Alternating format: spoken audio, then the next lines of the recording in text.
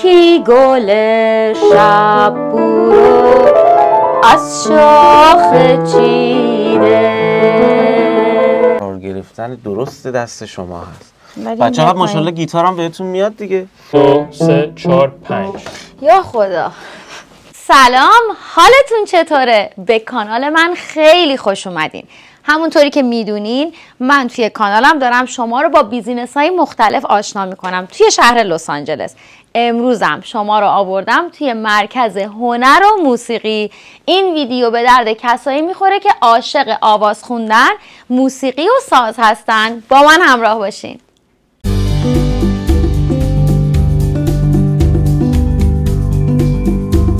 حالا بریم با این مؤسسه بیشتر آشنا شیم.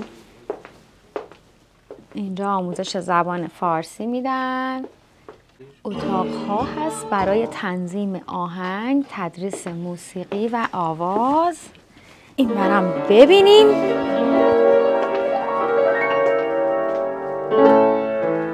خب در خدمت آقای پورسایی هستیم که هم مدرس موسیقی هم رهبر ارکستر. اومدیم که ازشون بپرسیم که این بیزینس رو چجوری میشه شروع کرد. خودتون رو معرفی کنیم. بله خیلی ممنون. من حامد پورسایی هستم، آهنگساز، رهبر ارکستر و اینجا مرکز موسیقی پارسی هست، پارسی میوزیک اند آرت سنتر در شهر لس آنجلس، انسینو. اینجا رو من به همراه دوست عزیزم آقای دوین ماغن راه اندازی کردیم. اینجا حدود 2 سال پیش ما تصمیم گرفتیم که یک مرکز موسیقی و هنر در حقیقت راه اندازی بکنیم. دلایل خودمون هم داشتیم واقعا، برای اینکه فکر میکنم که برای ارتقای این دغدغه رو همه دارن که برای ارتقای فرهنگ مثلا میشه چی کار کرد. کسایی که الان این ویدیو رو دارن میبینن خیلی دوست دارن بدونن که اگر هنرمندن، اگر ساز تدریس میکنن، اگر موسیقی، اگر آواز یاد میدن، چجوری اگه وارد لس آنجلس شدن این بیزینس رو برپا کنن. اول به من بگین که چقدر سرمایه میخواد، چقدر دانش میخواد، آیا نیاز به گرفتن لایسنس و سرتیفیکیت داره یا نه؟ ببین، اولین چیزی که من در حقیقت در رابطه با کار موسیقی و این کاری که راه اندازی کردیم اینجا بگم اینه که اگر به لحاظ درصدی بخوایم حساب کنیم، میزان عشق و علاقه ما به مسئله فرهنگ و کار موسیقی خیلی زیادتره تا بیزینسش. درسته. یعنی اینو باید در نظر بگیرن دوستان که اگر بخواد که همچین بیزنسی راه اندازی بشه، اون عشق و اون در حقیقت علاقه به کار مسئله موسیقی خب اولویت واقعا.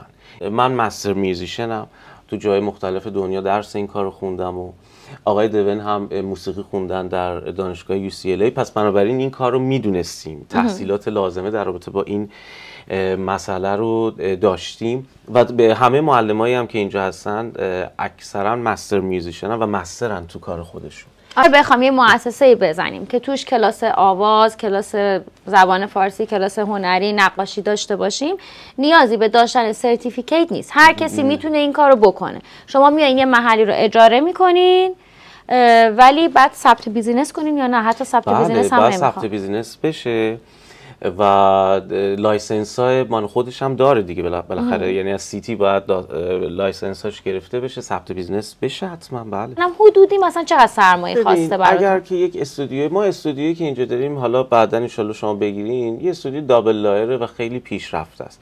این استودیو حدود مثلا بین بیش از 120 هزار دلار خرج برداشت. نه بابا، پس خیلی سرمایه استودیو مسئلهش فرق میکنه. بخوایم پروداکشن حرفه‌ای موسیقی داشته باشیم برای ضبط صدا، اون یه قضیه دیگه است. اما برای خود محل در حقیقت ما کاری که انجام دادیم اینجا که همینجا که نشستیم، اینجا آیزولیت شده. یعنی خود این یه مقدار زیادی هزینه داره. اتاقا آیزولیت میشن، آماده میشه برای درس دادن. بله، تو هر اتاق یه دونه پیانو داریم ما، چه میدونم کلی ساز اینجا هست به اضافه آیزولیت. همین زیر پای ما این همینجوری از زیرش کلی چیزه که صدا نره بیاد و به هر حال آماده شده برای کار موسیقی دیگه. موسیقی هم یه وقتایی ما اینجا کلاسای مثلا گروهی دف داریم، آقای استاد مهرداد عربی درس میدن. خب خیلی پر سر و صداست. اینجا آمادگی این کارو داره برای اینکه ما خیلی سر و صدا بکنیم. خب اون هزینه‌اش چقدر بوده حدوداً؟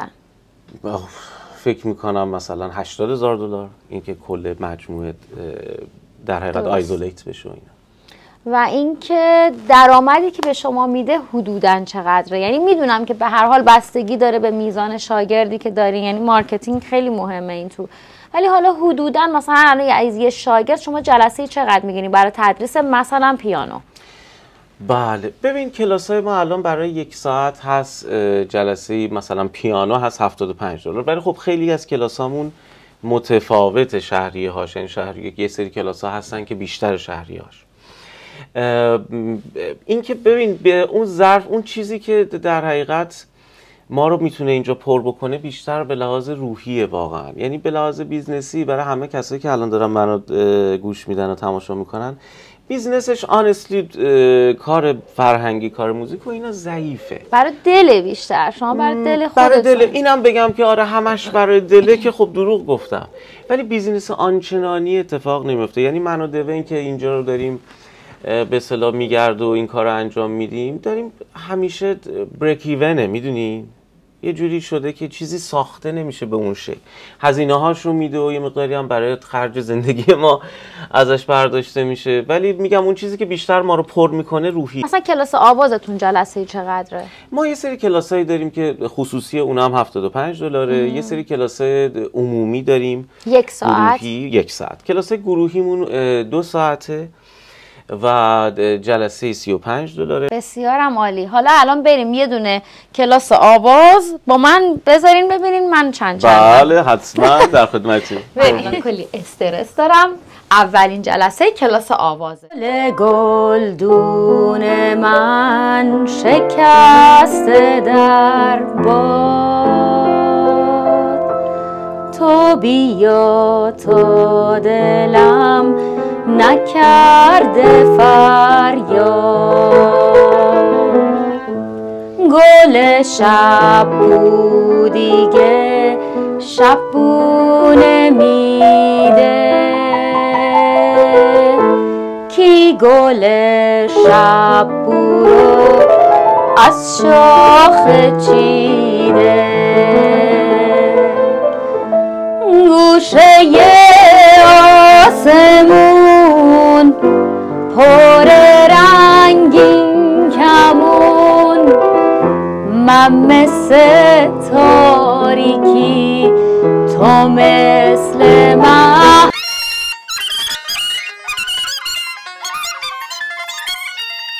گل گلدون من، ماه ایوون من، از تو تنها شدم چو ماهی از آب.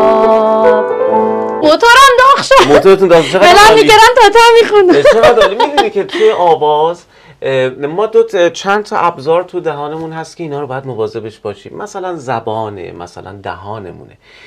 یه چیزی که توی مثلا آواز سنتی ایرانی بوده از قدیم و اینا، یا تو فرهنگمون اصلا شاید بوده، این که ما دهانمون رو وقت باز نکنیم و دهانمون رو زیاد باز نمی کردیم، چه موقع حرف زدن چه موقع آواز خوندن. بنابراین از اولین چیزی که خدمتتون بگم یاد بگیریم که خود بیشتر دهانتون رو باز بکنیم. مثلا برای یه وولزی مثل آ خیلی ایده خوبیه که بتونیم دهانمون رو مثلا به اندازه 2 انگشت باز بکنیم، یه همچین چیزی. آ مثلا شما گفتین گل گلدون من شکسته در باد، درسته؟ بادو بگین گل گلدون من شکسته در باد. سعی میکنیم که دهانه 2 انگشت 2 انگشت مثلا. و میدونین که من یه معلم آواز ایتالیایی داشتم، میگفتش که همیشه در آواز 80% آواز تنفس دیگه. این تنفس رو اگه ما درست یاد بگیریم و تو کلاس آواز دنبال این موضوع باشیم، خیلی از مسائل خوندنمون حل میشه اصلا اتوماتیکلی. یعنی تنفس مسئله بسیار بسیار مهمیه که تنفس دیافراگمی و نمیدونم پهلوها چطوری باد بشه، چه اتفاقی بیفته اون روی آواز. اصلا این همین حرفی که من دارم میزنم به خاطر اینه که نفس داره از روش رد میشه. درست. اصلا وکال کورد اینجوری کار میکنه. ببین پس چه بخش خیلی مهمیه این مسئله تنفس. ادامه بدم؟ بله امیدی هست معلومه. بیام کلاس؟ چرا که نه، حتما ادامه بدید. از این فالشی در میاد. نه ولی واقعا میخوام ببینم کسی که میخواد بیاد کلاس آواز باید حتما صدای خوبی داشته باشه، یا نه میتونه کسی صداش هم خوب نباشه ولی بیاد و درست بخونه ولی بله. قشنگ شنیده بشه. یه مسئله هست، این مسئله مهم. من همه دوستان اول یه تستی میکنم به اسم تست گوش موسیقایی هیرینگ. اگر کسی مثلا همون کاری که من به شما گفتم، الان شما اینو بگید بگید خب دهانم بازتر دیگه. شما دارین با این نوت مچ میگین، یعنی این نوت رو دارین درست میگین. اگر کسی نتونه این کارو بکنه، یعنی نوتی من بزنم و اون نوت رو نتونه بخونه، اون وقت هیرینگ پرابلم داره، یعنی گوشش شنیداری موسیقی نداره. اون وقت نیاز کلاس های پری این داستان هست که ممکنه وقتی تا یه سال هم طول بکشه اگه نتونه این نوتا رو بخونه. وقتی که کسی میتونه بخونه، میتونه همون موقع شروع بشه و صداش درصدای خیلی زیادی بهتر بشه. شما گفتین یه ذره هم گیتار مثل این که زده بودین. 25 سال پیش. 25 سال. مگه کلا چند سالتون؟ شما که 24 سالتون بیشتر. خب این گیتار در حقیقت بهش میگن کلاسیکال گیتار نایلون استرینگ. من ساز اولم این بوده و ساز بسیار بسیار دلنشین و عالی. گیتار همه دوست دارن. خیلی. اولین چیزی که بهتون بگم که درست بذارش اینجا. اون دستتون رو بده من. و این دستتون میذارین اینجا. اوکی. ببین اینجا رو میبینی بریج، اینجا باید بخوره به دست شما اینجوری. یعنی اینجا جای درست قرار گرفتن درست دست شما هست. بچه‌ها ماشاءالله گیتارم بهتون میاد دیگه. خب حالا من تعریف کنم چی شد که گیتار نزدم. من 25 سال پیش رفتم کلاس گیتار. بعد ناخونای من خیلی جنسش نرم بود و اینا، یا بعد با مضراب میزدم یا میگفتش که بعد یه کاری کنی ناخونات جنسش قوی شه که بتونی بزنی. بعد گفت یه موادیه جدیدن اومده، اون موقع تو ایران واقعا جدید اومده، گفت یه موادیه میزنی رو ناخونت، ناخوناتو محکم میکنه که دیگه نخوای مضراب بگیری دستت با ناخونات بزنی. آقا ما رفتیم این ناخونا رو یه دستشو مواد زدیم، دیدیم چقدر این دستم خوشگله. گفتم چه کاریه، گیتار رو ول کردم. گفتم دو تا دستم اون ناخون. هم یه قوری بزنم. خیلی از خانوما که میان این مسئله رو دارن، ناخونا رو میخوان ولی با ناخونم خب نمیشه گیتار زد دیگه. یعنی چون دست چپ شما وقتی که میگیرین نباشه که چطوری روی فینگر بورد قرار بگیره. ولی حالا من میخوام یه کار بکنم، یه چیزی شما مثلا بزنید. این دستمونم که گذاشتیم اینجا، این انگشت اینو درارم. آره تق نکن. گریت ایدیا. اوکی. خب و بعدم براتون توضیح میدم که به این گیتار میگن ارکستر کوچک. ارکستر کوچک یعنی شما یه کاری میتونید با گیتار بکنید که مثل ارکستر صدا بده. چند تا ساز تو دنیا هستن که این اتفاق میتونه بیفته؟ یکی پیانو، یکی هارپ، یکی گیتار. گیتار بنتا با فینگر استایل، برای همین هم خیلی‌ها دوست دارن با انگشت بزنن دیگه، چون میشه مثل ارکستر کوچک. حالا به هر حال شستتون رو بذارین اینجا، دستتون هم اینجا تر. very good. حالا میخوام یه تکنیکی هست بهش میگن تکنیک رست. یه چیز خیلی ساده، همین الان میتونین بزنین. دستتون هم بندازین پایین، راحت ریلکس. اینو اینطوری میزنین، اینجوری رست میکنه به سیم با. به این تکنیک میگن تکنیک رست یا آپایاندو. ایتالیاییش میشه آپایاندو. بزنین بعد الان شما تونستین که یک سیم یک گیتار رو بزنین. این سیم یک گیتار اسمش هست ای و یا به روش دیگه بهش میگن می. این دوره می فا سول میدونن کجا آمده؟ نه. یه کشیش ایتالیایی بوده، یه شعری رو میخواسته یاد مردم بده که اینو بخونن. اول مثلا فکر کنیم هر مصرع رو واسه خودش در آورده، مثلا بوده دو هم نبوده، میدونی که نوت دو اول اوت بوده چون اول اون شعر بوده اوت نمیدونم چی، بعد مصرع بعدی بوده ر نمیدونم چی، بعد می، اینا رو گرفتن اوت ر می فا سول لا سی اوت و اوت رو بعدن کردن دو. این اسما اومدن. ولی تو آمریکا اینجایی که هستیم ما از حروف الفبایی استفاده میکنیم C D E F G A B که اونا راحتین همشون اینا اینطوری استفاده میکنن. خب پس این شد نوت ای رو بزنیم. براو. حالا مثلا دست چپتون رو بیاریم، این چستمون هم بدیم پایین. اگر که وای چقدر ناخون داریم واویلا، اینو بذاریم اینجا و فشار بدیم بزنیم. الان الفابتلی شما رو الفابت بعد از ای چیه؟ شد نوت ا. حالا گیتارتون بدیم به من. مثلا در رابطه با ارکستر کوچک که براتون گفتم، ما فکر کنید یه ملودی رو شما شنیدین، یه ملودی خیلی سیمپل براتون، مثلا جینگل بلز. جینگل بلز یه ملودیه.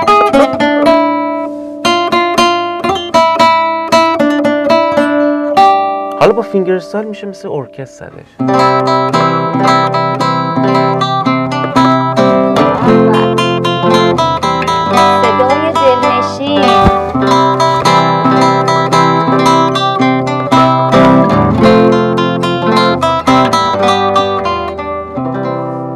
خیلی چیزای دیگه. مثلا دیدین توی پیانو آهنگ خواب‌های طلایی رو میزنن دو دستی دیگه، عین همون میشه با گیتار زد. گیتار فینگرسل امکانو میده مثلا.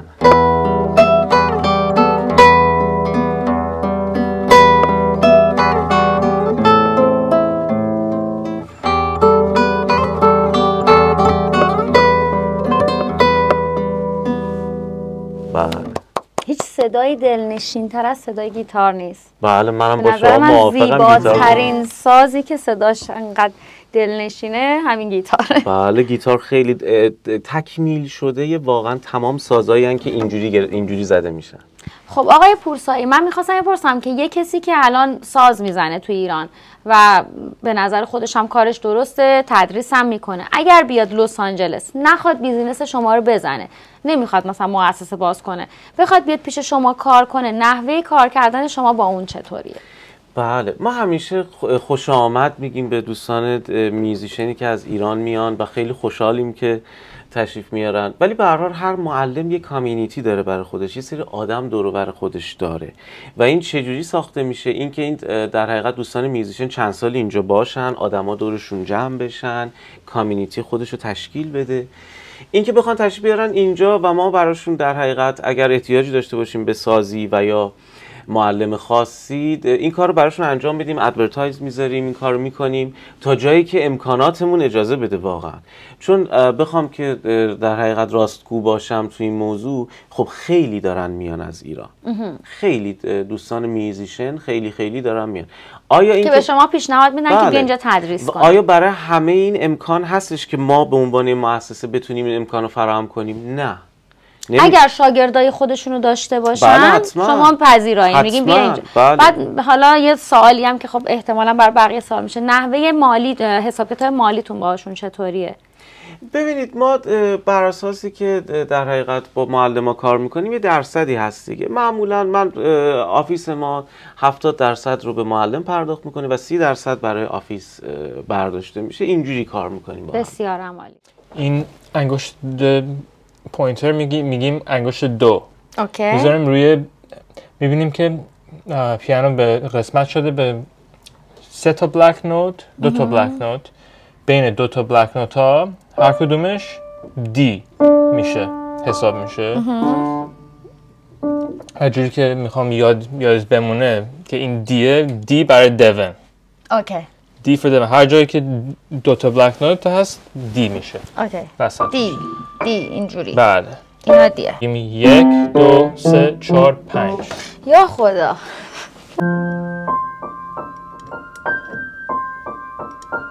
بله.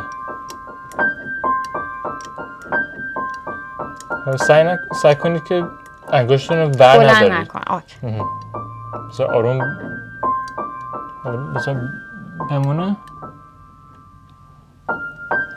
آها. بر ندارید دستتون رو.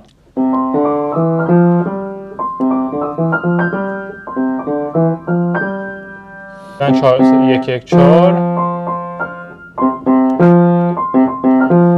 بعد 1 1 4 4 3 2 3. آقا خداحافظ. چرا؟ دیگه پسش بر نمیاد. انگشتاتون میتونید تمرین بدید، یعنی چی؟ وای خیلی سخته. پیانو ندوست. خب یه بار دیگه بگیم. خب یواشتر. 1 1 4. 1 1 4. دستتون آواز بخونیم آقای پورسایی، بریم آواز بخونیم. انگشت دوتون روی دی باشه همیشه.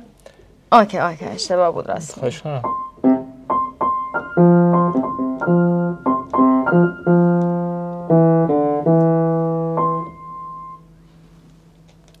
یواش، اشکال نداره. بگو سلو. از من پیانیست بیرون نمیاد.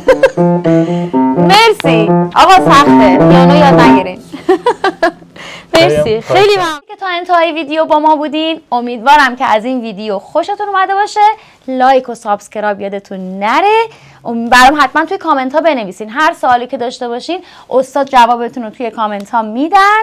و اینکه به همراه بچه های این استودیو و این کلاس موسیقی، اسم کلاس چی بود؟ مرکز موسیقی و هنر پارسی. با شما خداحافظی میکنیم. خداحافظ.